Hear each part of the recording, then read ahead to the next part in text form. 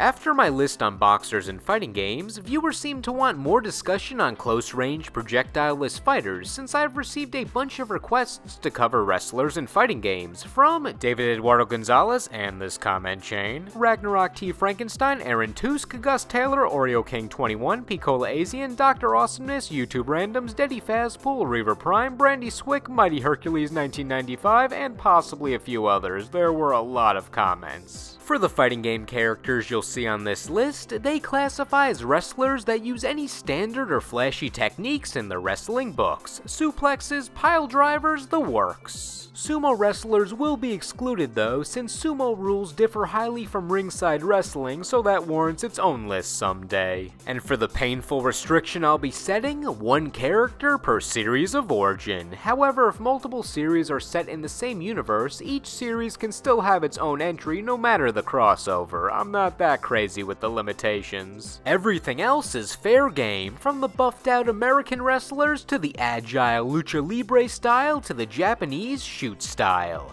Now that the stage is set, let's go over my top 10 wrestlers in fighting games. Number 10. Muscle Power from World Heroes. With World Heroes being the fighting game series where a bunch of fighters from different periods of time are gathered for a tournament, I can't really argue against having a discount Hulk Hogan Lex Luger hybrid as one of the representatives for modern 1990s American fighting. Alex will always be the superior fighting game character based on Hulk Hogan though. The designers got rid of Muscle Power's mustache after the first game, but it still looked like he vaguely had a mustache in later appearances, like the outline was still there. With his moveset, you get what you came for. He clotheslines, he backbreaks, he poses for the crowd while declaring he's number one. Also, what's with his name? Does it imply his superpower is muscle? Is it just a synonym for strong that he's trying to sell? Maybe that's just his very coincidental birth name. Truly, it's a mystery that no one probably cares to solve. Number 9. Bane in Injustice. In a game where everyone has superpowers, weapons, or is just Batman, I tend to forget there's a pure wrestler on the roster, and not just any wrestler, the main wrestler in all of DC Comics. What other supervillains are also pure wrestlers? Does that one from Dial M for Monkey count, since that's the only related thing I can think of?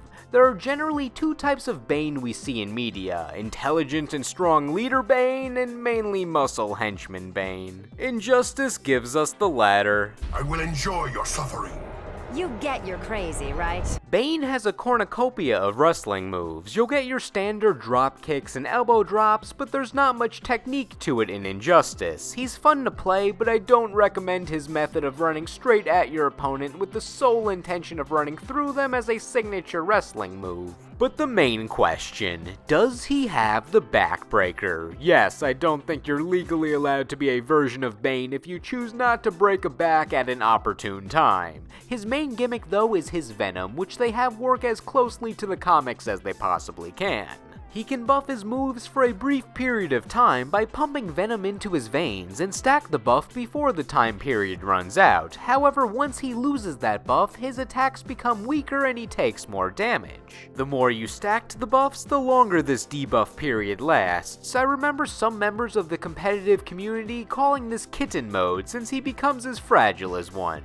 So just remember those drawbacks when using his lime Gatorade. Number 8. Ramon from King of Fighters. Like various other fighting game lucha libre wrestlers, he's very light on his feet and relies more on outspeeding his opponent to hit them before they hit him.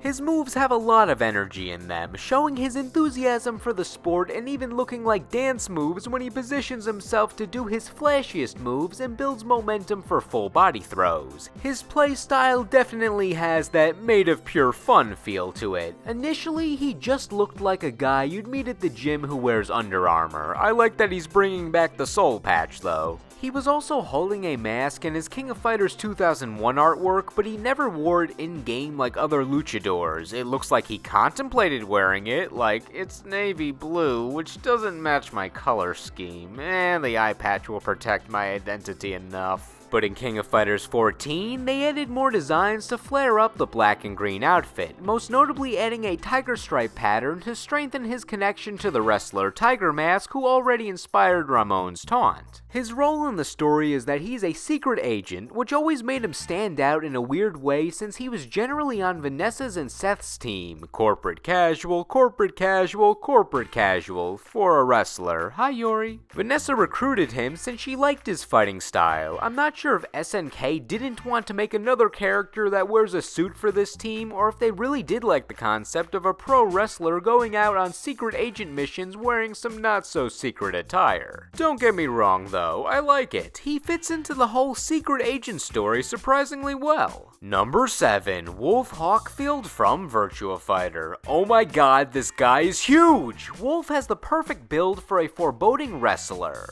Easily one of the largest characters in the series, and he uses all 100 kilos of himself to smash his opponent right into the floor. Don't worry though, he's nice enough to fall with you, and on top of you. His moveset feels like a catalog of every wrestling move imaginable, from Buster to Hammer to Knee Drop. While the story of Virtua Fighter never really factors into my interest in the series, I like the fact that Wolf's backstory is that he was a woodsman in the Canadian forests and a wrestling recruiter just found him one day. The recruiter's logic was, "You're a big dude, you could totally be a wrestler," and from that day forward, we would never guess this man had a purpose other than wrestling, considering how natural his attacks look and how hype his victory poses can get. Number 6, Tina Armstrong from Dead or Alive. Wrestling's in her blood since her father Bass is a famous professional wrestler who wants her to take up the family business, which is wrestling. While Tina has fulfilled her father's goals and has great wrestling techniques, she wants to cross over her fame and get into movies and modeling. So her motivation for participating in every tournament is to use it as a platform to get noticed by some big movie producer or someone similar. This creates wacky scenarios where her father participates in the tournament to stop her from abandoning wrestling and doing something that he considers foolish. Rinse and repeat this storyline for each game, only with a different type of fame for Tina in each tournament, from actress to rock star to governor. Hey, she's not the first video game wrestler to pursue a political career. Her moveset is a traditional wrestling set, relying on close quarters combat that uses throws to leave opponents nearby for more pain.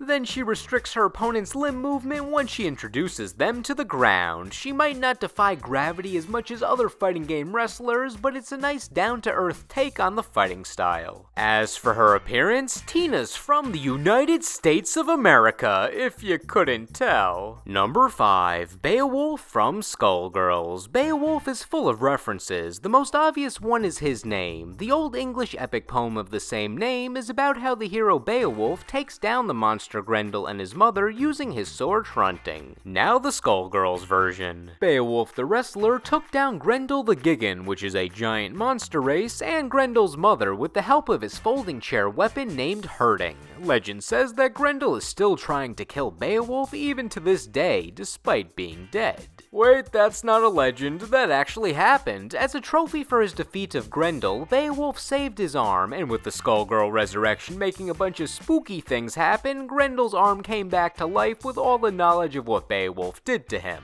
The wolf and the arm eventually learn to work together after they find out the truth that both Beowulf and the drugged up Grendel were unknowingly set up to fight as a means to show the public that the unstoppable Gigans were actually quite stoppable. The arm's purpose in the story translates over to Beowulf's moveset, and since this is Skullgirls, no doubt there are more references beyond literature. Many of Beowulf's actions reference real-life wrestlers and Riker, but no time for a game of point out the references. His moveset. The chair can be thrown anywhere on the screen and will stay wherever it lands until Beowulf picks it up. This allows Beowulf to use it for extended combos or just to jump on for some extra attacks if he so desires. Moves that use the chair when out of his possession are replaced by Grendel's arm, which exchanges the speed of the chair for strength, range, and armor. Use his special taunts to get hype from the fictional audience, which also adds extra flair and, more importantly, damage to some of his super moves. He even gets a penguin referee during one of these moves if you max out his crowd hype. Who else in fighting games is awesome enough to bring a penguin to a fight, besides Kronos from Bloody Roar, technically? Number 4, King from Tekken. King got a pretty big spotlight on my cats in fighting games list, so to summarize what I said on that, there have been 2 different Kings in Tekken, both of which play exactly the same and do pretty much the same things outside the ring. Helping orphans. If you never followed backstories, you probably wouldn't have even noticed it was a new King starting in Tekken 3, since they even have the same quotes. Like, growls loudly. And no one can beat Tiger Mask. Wait, no, Tiger Mask said that last one. That being said, his design was based on Tiger Mask, a famous wrestler in a manga by the same name who led to the creation of various anime, movies, and even Japanese wrestlers. Tekken just changed the tiger to a different feline. Plus, we need more jaguar representation in fighting games. Who else would we have? Adon? Pah. King's wrestling style is known as catch, relying more on defensive options that use more holds and submissions to get your opponents to surrender. However, since forfeit is never an option in a fighting game, his moves just keep dealing damage until his opponent can't get up at all. King has also had a good amount of rivals over the years, from Marduk, who killed his mentor Armor King, but now they've discovered friendship, so hooray, to Armor King's brother Armor King, whose Mad King forgave the guy who killed his brother Armor King and uses a much more aggressive shoot wrestling style compared to King's catch style. To JC, who I lament not being able to put on this list due to the 1 per series rule, since she actually got me interested in playing Julia, and then Julia gets her mom, who never aged over the course of 20 years, Michelle,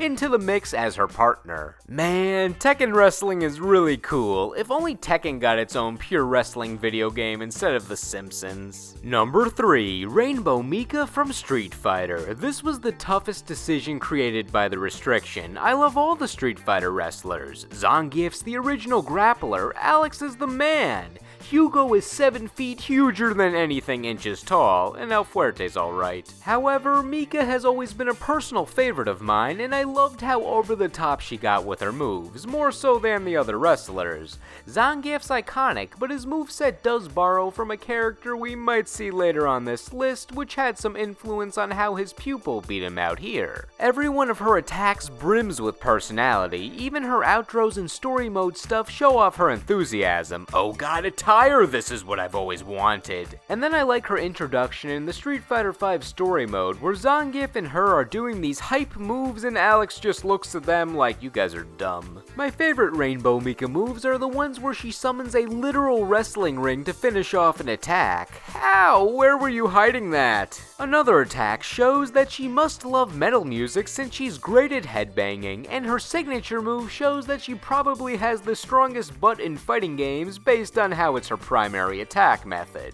I'm sure Princess Peach and Victor would want to have a word with her about that though. She also might be storing a microphone in there since she pulls one out for a special power-up move where she'll address the audience with her monologue on how she'll shine like the rainbow. I would say the mic drop was my favorite addition to her Street Fighter V moveset, but Mika calling in her tag partner, oh Nadeshiko, takes the cake. I feel I've been using the term hype a lot, but that's what Nadeshiko creates with her tricks from the side and above and how she combines with Mika for the end-all butt head. Number 2, T-Zawk from Garo, Mark of the Wolves. T-Zawk is the up-and-coming pro wrestler who goes with a bird gimmick, if you couldn't tell. He entered the tournament in Mark of the Wolves to regain his interest in wrestling after a devastating loss to a mystery opponent. He had the side goal of finding that opponent, cause you know, word of a single fighting tournament attracts every possible fighter ever. Actually, I shouldn't be sarcastic about that since that's realistic for a plotline of about every fighting game. He embraces the bird since he basically takes flight with his moveset, bringing his opponent high in the sky and riding the wind on his way down. Once T-Zawk transferred over to SNK's King of Fighters series,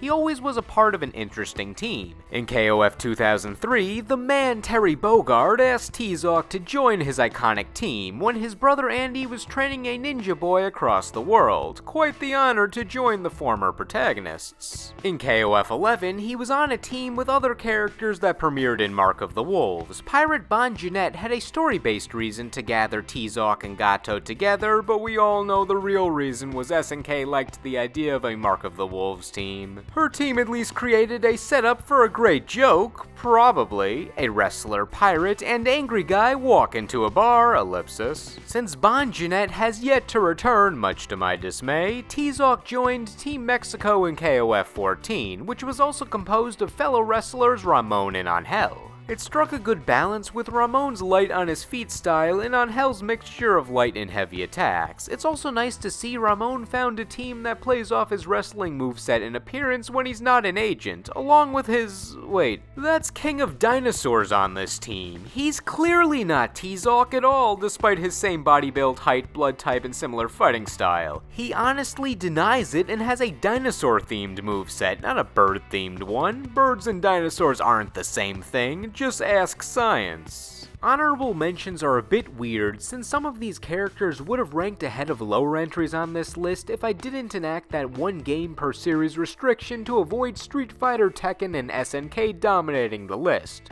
Regardless, here are some fighting game wrestlers that deserve some recognition rapid fire style. Zangief from Street Fighter. I am really sorry he's an honorable mention. I think he's awesome. I very much respect his Marcel power! Hugo from Street Fighter. Hate to only have him as an honorable mention since I love that he's Andre the Giant. I could have used the cheesy loophole that Final Fight Revenge was his first fighting game technically, but no one remembers him for that. Alex from Street Fighter. Man, Street Fighter could have been half this list if I didn't have that restriction. Hakan from Street Fighter. Others may think he's lame, but I think he's hilarious. Turkish Oil Wrestling. El Fuerte from Street Fighter. I like that he's a chef. JC from Tekken. Anyone else find her arcade mode ending in Tekken Tag 2 touching? Marduk from Tekken, Armor King from Tekken, Michelle in that one Tekken Tag 2 ending. Mariposa from Dead or Alive, Pikachu Libre from Pokken. Stop tempting me, Nintendo, I will replace a spot on this list for this character. El Blaze from Virtua Fighter, Sheen from Aggressors of Dark Combat, and Raiden from Fatal Fury and King of Fighters, also known as Big Bear. Number 1 is a character who is in the lore of a series I've discussed, but he's never been playable in that main series. He's had multiple other fighting game appearances that fleshed out his moveset and is quite iconic in video games as a whole.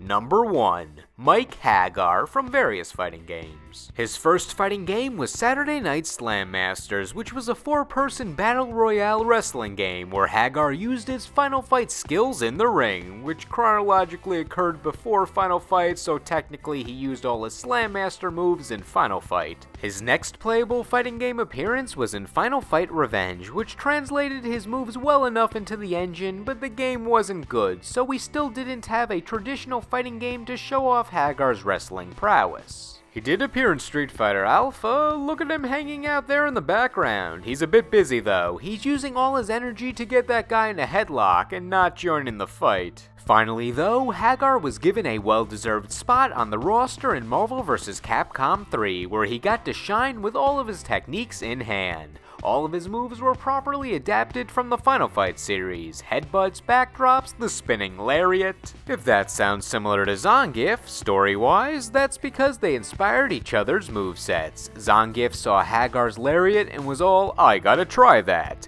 Then Hagar saw Zangief's spinning pile driver and was all, I gotta upgrade my normal pile driver. It's clever how they made that story-based reason to explain the similarities in their movesets. Of the two, my favorite has always been Hagar, despite his fewer fighting game appearances. And you gotta give Hagar props for doing most of this while retired from wrestling. Final Fight and all games after Slam Masters show Hagar after he became the mayor of Metro City. After ripping off the top half of his suit, he was ready to rescue his daughter and clean up the streets, manually. He's the only wrestler on this list to have power both physically and politically. Just don't tell that to Shuma Gorath.